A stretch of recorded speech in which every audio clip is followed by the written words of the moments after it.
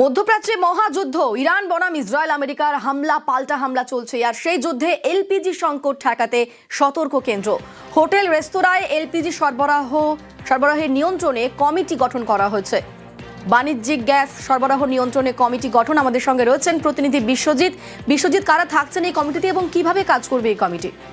দেখো, যে oil marketing কোম্পানিগুলো রয়েছে, আইওসি সহ বিভিন্ন অয়েল মার্কেটিং কোম্পানি, তাদের 3 জন এক্সিকিউটিভ ডিরেক্টরকে এই কমিটি তৈরি করা হয়েছে, যেটা তেল ও ন্যাচারাল গ্যাস মন্ত্রক এই কমিটি তৈরি করেছে। কারণ মধ্যপ্রাচ্যের যে যুদ্ধকালীন পরিস্থিতি, তাতে উদ্বেগজনক হয়েছে গ্যাস সরবরাহ পরিস্থিতি, এবং তাতে ডোমেস্টিক গ্যাস সাপ্লাই অব্যাহত রাখতে যেমন ডোমেস্টিক এলপিজির উৎপাদন বাড়ানোর পরামর্শ দেওয়া হয়েছে, এবং পাশাপাশি স্কুল এবং শিক্ষা প্রতিষ্ঠান এবং হাসপাতাল, সেখানে বাণিজ্যিক যে গ্যাস সরবরাহ হয় সেই গ্যাস সরবরাহে প্রায়োরিটি দেওয়া হবে। কিন্তু হোটেল, রেস্তোরাঁ সহ অন্যান্য বেসরকারি জায়গায় যে বাণিজ্যিক গ্যাস ব্যবহার হয়, সেই বাণিজ্যিক গ্যাস ব্যবহারের ক্ষেত্রে কি পদ্ধতি অবলম্বন করা হবে, অর্থাৎ আমরা ডোমেস্টিক গ্যাসের ক্ষেত্রে 25 ডেজ যে ক্যাপিং, সেই রকম কি নির্দেশিকা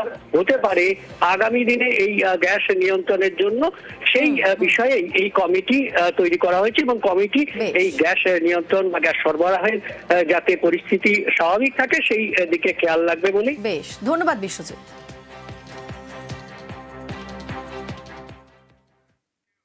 $200 পৌঁছবে তেলের দাম।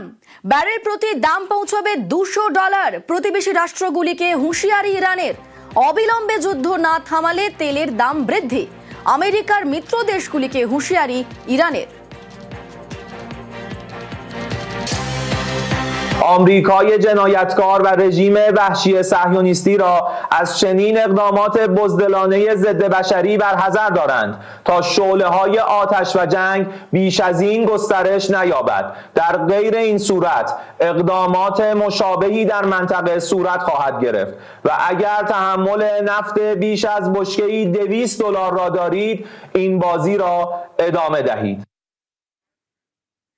বিশ্বজুড়ে জ্বালানি সংকটেও নাছোড় ট্রাম্প। হরমুজ স্ট্রেট বন্ধ নিয়ে ফের ইরানকে হুঁশিয়ারি। ইরানের তেলের দাম বাড়ানোর হুমকিতে পাল্টা জবাব। হরমুজ হয়ে তেল সরবরাহ রুখলে ভয়ঙ্কর পরিণতি। 20 গুণ জোরদার হবে মার্কিনী হানা, হুঁশিয়ারি ট্রাম্পের। মৃত্যু, আগুন, আক্রোশের রাত চলবে বলেও হুঁশিয়ারি। ইরানকে হুঁশিয়ারি দিতে গিয়ে চীনকেও নিশানা ট্রাম্পের।